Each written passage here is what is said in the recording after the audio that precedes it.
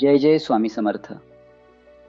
महाराष्ट्राच्या आध्यात्मिक भूमीत ज्यांच्या नावाचा जप आजही अखंड सुरू आहे, ज्यांच्या कृपेची अनुभूती लाखो भक्त घेत आहेत, ते म्हणजे स्वामी समर्थ महाराज।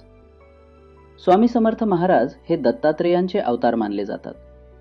त्यांचे मूळ जन्मस्थान, काळ आणि जन्मतारीख कोणालाही निश्चित माहीत नाही, कारण ते सामान्य मानव नव्हते, तर परमहंस अवस्थेतील सिद्ध योगी होते।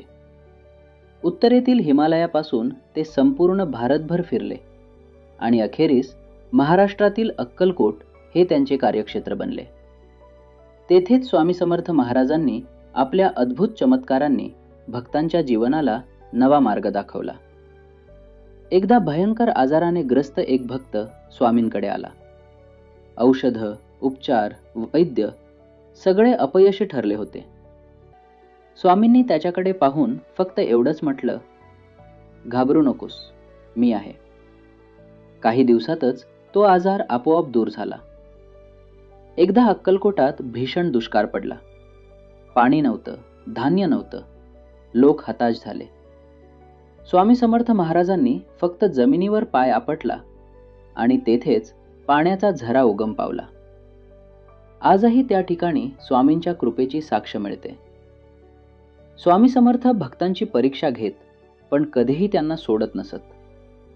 कधी ते वेड्यासारखे वागत, कधी रागावलेले भासत, पण त्यांच्या प्रत्येक कृतीमागे भक्तांचे कल्याणच असायचे।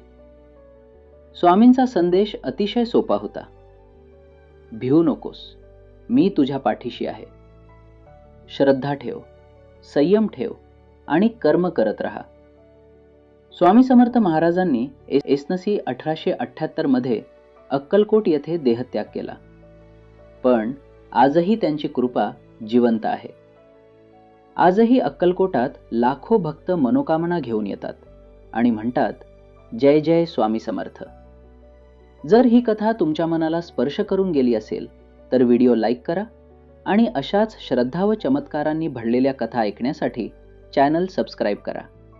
जय जय स्वामी समर्थ।